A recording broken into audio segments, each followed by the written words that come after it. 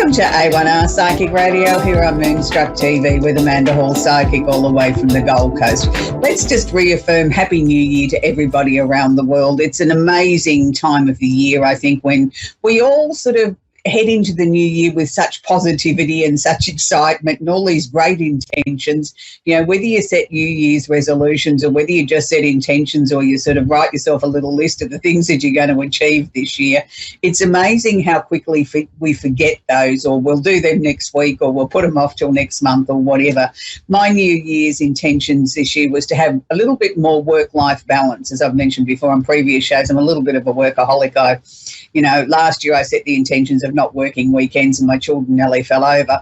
First time ever they've known their mother to schedule off family time on a weekend. So I'm really living up to it. I actually took the day off yesterday and spent some time with some family that I haven't seen in a very, very long time. And it was really refreshing to come home and know that I'd played hooky for the day, and it really felt good. So maybe, we could all do a little bit more of that and bring some balance back into our lives. And I think, when we look back over the last 3 years, and we're heading up for nearly the third year anniversary of when the pandemic started, our lives got tipped upside down.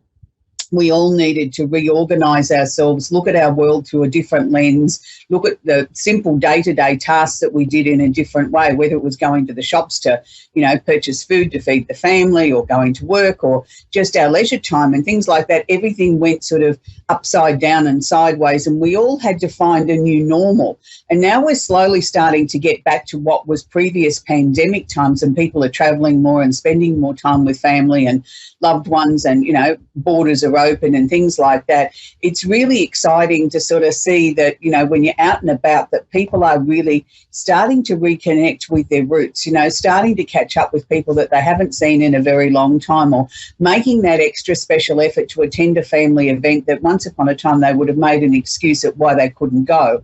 So I think that, we have learnt some very valuable lessons in the last 3 years. So let's continue on with them. Let's continue to move them forward. So I'm really excited to share this week's Sibley Tarot card with you this week, because it is the card of the Chariot. Now, the Chariot card is an ambiguous card because it has a few different meanings, but it's the card of movement of residence. So if you're not planning on moving residence, then delete that part of the message. It can be a journey that we need to take. It can be victory over a situation or a problem. Now, I find in readings, more times than not, it becomes that sort of meaning, that finally saying you've got the victory over a situation or a problem that's been haunting you or been in your life for some time, that you've really had to work hard to sort of bring a conclusion to, and a conclusion that you're comfortable with and can live with. Sometimes this means that we've got to balance the opposite polarities. Now, by that I mean we've got to look at both sides of the argument, and somewhere in the middle we find balance. Somewhere in the middle of that we find the answer, something that we're comfortable with, something that we can live with. May not have been the perfect solution, but it's certainly a solution that we can live with moving forward. So when you see this card come out in a reading, look at it and say to yourself, okay, I can do the victory dance, I can do the happy dance, that there's something that really is coming to a conclusion, and something that I'm going to have immense victory over, something that's going to really bring a smile to my face because I have achieved something that's quite monumental. So don't sort of dismiss this card as something that's not to be taken seriously, because it is to be taken seriously. Now, let's move on to the astrology section of the show. And I get lots of inbox messages and emails and things like that from people that say that they really do tune into this and really look forward to sort of seeing what I've got to say, and that they've learnt so much. And probably one of the most common things that people share with me is that I make it simple, that it's easy for them to understand it, to digest it, that I'm not talking in technical terms that go straight over their head, and that they feel that they're getting an education in astrology as well as finding out what's happening around the universe, that they're starting to understand that astrology is a science and it's not guesswork. It's not something I sit in the chair and dream up. It is an actual research science, and I do, consult my charts and things like that prior to the show and look at where the planets are sitting at the moment. If we were to take a Polaroid photo, which is, I know I'm showing my age now, but a Polaroid photo used to be instantaneously, it spat out at the bottom of the camera and you got an instant picture instead of having to wait weeks for it to be developed and you pick it up. So it's like what we'd call a screenshot today. But if I was able to do that that's what I do. That's where I look at where the planets are, what aspects that they're making, the things that are jumping out at me, the things that are important. It's that snapshot of today. That's where I glean my astrological information from. I know, what the symbols mean and which houses and what angles and aspects and things like that they're making and how that's going to affect us.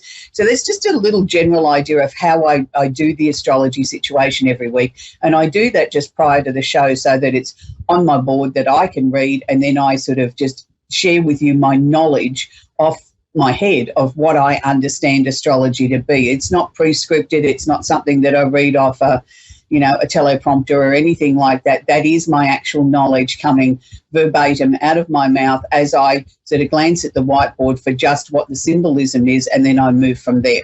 So to start the astrology section off, we still have the sun in Capricorn. We're down to sort of the wire with that. We've only got another couple of weeks and then the sun will move into Aquarius. So happy birthday to all the Capricorns out there. And I know it's a very busy time of the year for a lot of people. Lots of people are sort of starting to look at their finances, starting to organise themselves for the new year, the year that lay ahead. Regardless of your star sign, it is a time when we should all start to really look at the official situations or things in our lives that need attention, whether that's getting our finances in order, looking to make sure we've got the best deals on our utility and cell phones and things like that, whether it's the time to look at what doctors and dentist appointments may need to be made for the coming months, organising your wardrobe, anything that's got an official sort of nature to it. It's the time now that it's asking us to address it for each and every one of us. For Capricorns in particular, they are going through a major transformation, have been since 2008, but Pluto, the planet of transformation, has only got about another 18 months to go here in Capricorn. So we're going to start to see Pluto really rev up his magic now, if you want to put it that way. And he will straighten out anything that any Capricorn has not addressed at this point. There may be some changes there. They may be asked to sort of look at their lifestyle or look at things in a different way, or come to terms with that there may need to be some altered changes in their living arrangements, or their health may need more attention than what it's done. Or it may just be, looking to get a new job, or sort of, really trying to find some sort of security in your life that has been a little bit lacking recently. So if you are a Capricorn, please heed my warning that you don't have that long now to listen to what Pluto's saying, because Pluto's the planet of transformation. If you don't do things or make the changes willingly, let me assure you, Pluto will come along, and it's like he hit you over the head with the baseball bat, and he will say you will listen and you will change. So my suggested course of action is, please, if there's anything that needs addressing in your life, do it willingly. Don't wait for Pluto to come along with the baseball bat and hit you over the head and say, well, I gave you plenty of warning and you didn't take any notice, so it's now my turn. So Pluto is also conjunct the planet Mercury. Mercury is the planet of communication, and this is the planet that goes retrograde, or seemingly goes backwards, 3 times a year. Now, we are currently in a Mercury retrograde. I chose not to really bring that up over the festive season, because I thought, let's just get into the new year and have a little bit of reprieve from Mercury retrograde. There was going to be conversations that people would have over the festive season, the holiday season anyway, with family and loved ones. And if that meant that there was going to be a disagreement, or people didn't have their listening ears on, well, maybe that's just the way it was meant to be. But for a lot of people, from what I've been seeing and hearing, is that even though Mercury's retrograde, and there's been some tricky conversations that families and loved ones have had to have, or you've had to have with your boss, it seems to be really interesting start to this year that people actually have got their listening ears on, which is a rarity during a Mercury retrograde. It's usually the time when people are so preoccupied with their own stuff that they don't really listen. They only half listen to what's going on.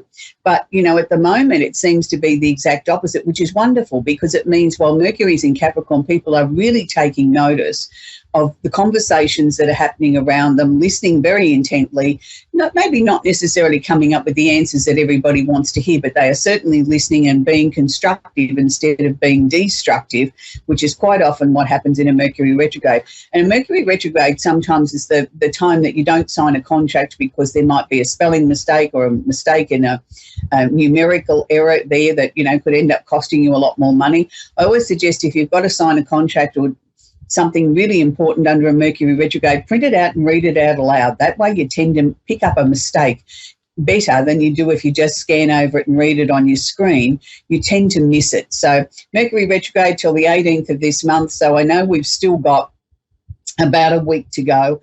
I always allow a couple of days after that while Mercury turns around and starts going direct to sort of really get the full thrust of Mercury moving forward. But this one seems to be quite mild. So if you've been fortunate enough to have to go into discussions and they've gone well, then maybe you want to thank Mercury this time that, you know, he worked in your favour as he was retrograde. So we also have the North Node. Now, the North Node is not actually a planet. It's one of the specialty parts of astrology that shows us, I suppose, in a sense, our karmic lessons or the things that we're aspiring to achieve in this lifetime. Now, at the moment, the North Node is conjunct or holding hands Uranus, the planet of the unusual and the unexpected, sitting in Taurus. So, yes, it's going to affect Taurians first and foremost, but it affects each and every one of us to a varying sort of degree. So what the North Node is asking us to do is to find our highest good, is asking us to try and achieve as much as we can things that are for our highest good, that are going to put us in a better place in the world, and it's asking us to be considerate of others while we do that. So for some people, there may be situations that are going to come very suddenly, that could come out of nowhere, and that could be something very positive, like, you know, a job offer that you weren't expecting, and all of a sudden that's the answer to your prayers, that, wow, I've got this opportunity to jump ship, it's better hours, better money, it gives me better work-life balance, I'd be a fool not to take it. So, okay, but make sure that it is everything that you want before you make that change. There may be other opportunities there. It may be a time that families can mend some of those fences that have been knocked down by bulldozers over the years with people and their egos. It can just be that it's a time where we really sort of sort out the things that are really important to us. So it doesn't really matter what your star sign is, but the emphasis at the moment for the people that have got the most work to do, I suppose, in a sense, if you want to put it that way, are the earth signs, which is Capricorn, Virgo, and Taurus. So if you're any one of those signs, it's really important that you take notice of, you know, this is your time to get your life straightened out and get it moving in a way that you're going to be happy with. So finally, we're going to talk about Jupiter, the planet of opportunity and expansion, is conjunct or holding hands. Again, another specialty part of astrology called Chiron. And Chiron's where we look for what we've come in to heal in this lifetime. Now, both of those are holding hands and currently sitting in Aries. Now, Aries is the first sign of the zodiac. It's a fire sign. So for many, many Aries people, I know that they're looking to sort of, you know, jump on board and get some new ideas and some new opportunities happening, and they've got some grandiose ideas. And look, nothing wrong with grandiose ideas. It's a matter of how you're going to fund it or organise it to make it happen. So be aware, even though you may start out on one tangent, it may just be the key that unlocks the door to a much bigger opportunity, or into taking it into a different way to what you imagine. So don't dismiss it and say, well, why did I waste my time doing that to end up being over here? If you hadn't done that first bit, you wouldn't have gone to the second or the third or the fourth bit. So you've got to understand that Chiron sometimes might seem like it's leading you up the garden path and a merry dance, but what he's actually doing is showing you that there's more than one way or more than one opportunity, so that, you know, it's a matter of choice and a matter of free will when you get there. Is this what you really wanted? Is it exactly as you imagined it would be? Or is it time to rewrite what you're hoping to bring in, or the opportunities or the expansion that you're hoping to develop in the next 12 months. So it may have many, many layers to the situation that you're trying to fix. So that also sort of pushes across to the fire signs of Leo and Sagittarius as well. No, maybe not quite as intense, but it is a time when they can open up a new book and start to write their own journey in the way that maybe that they may not have seen before. So for the rest of the signs, the air signs and the water signs, I'm not saying that you're being left out. What I'm saying, this is where the most intensity is going to be. We've still got lots of other things happening. You know, we've still got Saturn sitting in Aquarius, which is stirring up all the air signs, sort of saying it's now time to sort of really cement together what you really want to achieve in this next 12 months. I'll give you the discipline, the stickability to be able to achieve it. With the water signs, we've still got Neptune sitting in Pisces, so it's creating this beautiful creative watery sort of energy there that, that they can sort of mould themselves into whatever that they want to achieve. And for a lot of water sign people, they're finding that they're feeling a little bit less emotional, a little bit more practical, but also very flexible. And that sort of feels comfortable to them because they like to feel that they're flexible, that they can be tipped into any vessel and take the shape of that. And they're feeling quite comfortable with that. They normally don't like being told that they've got to find answers to things, but at the moment they're sort of really relying on their own intuition, their own psychic ability, and enjoying the process. So to just quickly wrap up the astrology, we've got the moon in Virgo at the moment, so just be a little bit careful. If you're being a little bit nitpicky of those people around you, maybe bite your tongue, go and make a cup of coffee or do something else and then come back and have the conversation. Don't necessarily tell everybody what's wrong with them today. It's, a day to be kind to people. We're going to talk to Dana in Manchester in New Jersey in the USA. Are you there, Dana? Dana. Yes, I am. Are you there, Dana? Do you have a question I can answer for you, Dana? I guess I'm just looking to know if I'm making the right decision with the relationship with my brother. Right. The first thing that they're showing me is the symbol of ending. So I'm going to take that the answer that you're seeking to the situation with your brother is that you've handled it correctly. They wouldn't be showing me a definite ending, change or transformation if you hadn't handled it in a way that's going to bring what's considered the right outcome. I mean, who knows what's the right outcome or what's the perfect outcome, but the right outcome for the situation. You've dealt with this, I'm going to say, very squarely. You haven't just pushed it all to your side or all to your brother's side. You've tried to keep it in the middle somewhere, that it was being fair to both of you, but at the same time still taking the lead, Dana, which is what you needed to do, because I don't know that he was strong enough to orchestrate the decisions that needed to be made. He needed you to take the lead and him just sort of get on board with that. Did it cause some emotional rift there between the two of you as well? Yeah. Yeah, look, darling, that's going to take a little... Not feeling good. Yeah, it's going to take a little bit of time, I think, for that part of, the journey to sort of mend itself. But I want you to understand you haven't done anything wrong. So even if, things are a little bit scratchy there between the two of you and you're not as close or as open as you once were because of the things that you've had to, push to have resolved, know that you still had to do this, darling. It was the right thing to do. And in time, he will come to see that. I don't like to say one's stronger than the other, but in this instance, you had to be the stronger one. You had to be the one to take the lead. You had to be the one to say, we can't ignore this any longer. It has to be resolved. And, and that sometimes is a tough thing to do, is it not? So moving past that, Dana, what they're showing me from about April this year, it's like you can go into the wishing well. Things are going to come towards you in a way that I want you to be very careful what you wish for, because you might just get it. So make sure that, you're not verbalizing things in a negative way come, March, April, May. Make sure that you keep anything that comes out of your mouth being very positive. It's a time when you can sort of start to attract things towards you that are good and positive and for you. So it's going to be a big year, Dana, but I know that you've made the right decisions, sweetie, with the situation you had to handle with your brother. Just keep reminding yourself of that. There was no other way you could have gone. You've handled it the best way, the right way. So I hope that's helped you. Thank you so much. I appreciate it. You're very, very welcome, Dana. We're going to talk with Michelle now in Westminster in California. Are you there, Michelle? I am. Hello, how are you? Very well, sweetie. Do you have a question I can answer for you, darling? I just would like to know about my financial situation for this year. Okay, well, that's always a good question, Michelle, particularly at the beginning of the year. So interesting, they're showing me that I think there's still a little bit of work to be done before we can get to where you want to be. So is there still some debts or bills or credit cards or something that you're slowly sort of chipping away at, trying to get them down so that you can sort of put yourself in a better position? Yes. Yeah, they're showing me keep on that road. You are making success there. You are making inroads.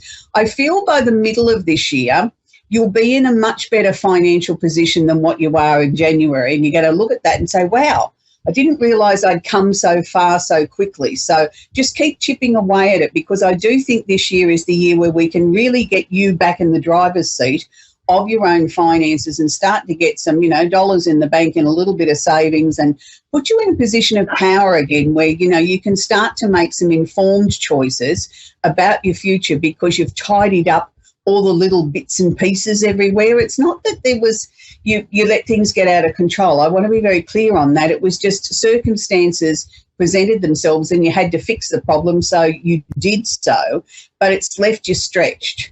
It wasn't something that, you could have foreseen of what was going to happen. So it's not bad money management, sweetheart. It's just been life got in the road and you had to deal with what presented itself quickly. So now we're sort of trying to play catch up, but I know you're going to catch up. You're going to do really well.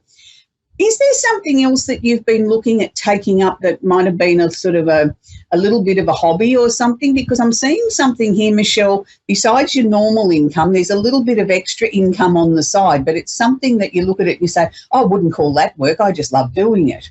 It's just a bonus. I make some money out of it. That's interesting.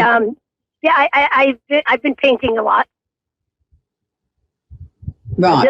There's something like pictures, painting. Sorry? I said there's something there that you're going to make some money out of. Like years ago, women used to knit jumpers and, they did it because they enjoyed it and was pleasurable, and somebody would pay them to do it and they'd say, oh, that's not a job, I just do it because I like it. The money's a bonus. It's something that's got a creative feel to me that makes you happy inside. It's not like going to work. Yeah, it's the painting. I paint every day. I've been self-teaching myself. I've been self-teaching how to do paintings and get better at it. And I've got tons of them that I've been doing. Well, I just think this is going to be a really big year, Michelle, because, besides getting your finances under control, you are blossoming like a rose, like you're past the bud stage. You're just starting to open those petals. In another few months, you're going to be in full bloom, and how wonderful is that going to be to see you really reaping the rewards of everything that you've been working on. I mean, it's hard to work on yourself. It's hard to be objective, and, to do it and do it well is quite a feather in your cap. And, I'm sure a lot of your family and friends have noticed the change in you. Some of them are probably scratching their head and saying, I don't quite understand it, or don't quite know why she did that. But that's all right. They don't need to know everything. It's not their journey. It's yours. As long as you're happy with who you see in the mirror, that's all that matters. So, took me a long time to work that out, Michelle, that you don't have to please anybody else except yourself. If they like you, they like you. And if they don't, they don't. And, that's a big one, isn't it? Because we're not taught that as children. Right. Yes, and the last 6 years has been really, really rough. So to have a year come out good would be awesome. Oh, yeah, but see, you've worked hard for that. That's what I mean, Michelle. It wasn't something you got out of bed and did 2 weeks on. You've done years, and I'd even go further back than that. I'd take it back to about the 10-year mark when it was just percolating underneath the surface of you thinking about what you could or would like to do, but didn't maybe have the courage to do it then. So it's not even just been 6 years. I'd take it back to 10 years. So well done, sweetie. You deserve a big bunch of flowers and a packet of gold stars. You've done really, really well. So keep up the good work, sweetie. No, but it's not an easy thing to do that. Working on yourself is a tough gig. And, it takes dedication. Yes. And you look at things and you say to yourself, I don't like that about myself. How did anybody else put up with it? And then you sort of think, oh, maybe it wasn't that bad. But, to be that honest with yourself and look at yourself for the good and the bad points is really life-changing. And that's when I think you find true inner peace, is when you come to terms with who you are, what you represent and what you believe in. And people don't have to like it. It's their choice if they don't want to, but this is who you are, and you're proud to stand on your piece of turf and say, I'm me. And that's a great achievement, Michelle. Well done. And I look forward to hearing from you again later in the year and your progress. So that's where we're going to leave, Michelle. So New Year's off to a great start. People are starting to sort of really take their own power back. And I think that's an amazing thing about 2023. I think it is going to be a year where more people like Michelle are going to stand up and be counted and say, this is what I need to do. And this is, where my life's heading. And the same with Dana. She had to take a stand on a family issue. And I mean, we've all been in those situations where we've had to take a stand on an issue that we didn't feel comfortable with, but it got to a point that it was overdue and needed to be dealt with. So it's interesting that how the year is starting off. I always look at the first 6 weeks of the year to see how the rest of the year will unfold, and this year seems to be off to a very positive galloping start where people are really sort of taking the lessons that they've learned in the last few years forward with them and sort of saying, right, now's the time for me to make my mark. Now's the time for me to take that stand and really move forward and understand that I can just be me and I don't have to be somebody that somebody else wants me to be. I'm very comfortable in my own skin just being little old me. And, you know, if we were all the same, life would be very boring. And, you know, we all need to sort of own who we are. I'm not saying we have the right to hurt somebody or to do something deliberately to make somebody upset or angry with you, but at the same time, you don't have to be what someone else wants you to be. If they don't like you for who you are, well, that's their choice. They don't have to be around you. So, but, you know, for many of us, people are starting to see the positive changes and people want to be, you know, they want to get on board and understand how you manage to do that because they want to feel that same inner peace. So life is going to be very exciting this year. And as always, I'm going to leave you with a song of the week. And there's not too many people know that watch the show regularly that I'm a huge David Cassidy fan. He did write a beautiful song about the month of January, so I'll leave you with that song this week. But it's interesting because music is so healing for the soul. I think, you know, for any of us that love to, you know, put some music on the turntable, and I do put mine on the turntable, and I still have lots of vinyl records, and I see this week that the old cassette is going to make a comeback, that the younger generation will now have the joy that we had as teenagers when the tape recorder chews up your tape. You've got to get it out painstakingly and try and wind it up with a pencil and hope it plays again. So good luck to the new generation. Welcome to our world of cassettes and vinyl. Until next week, bye for now.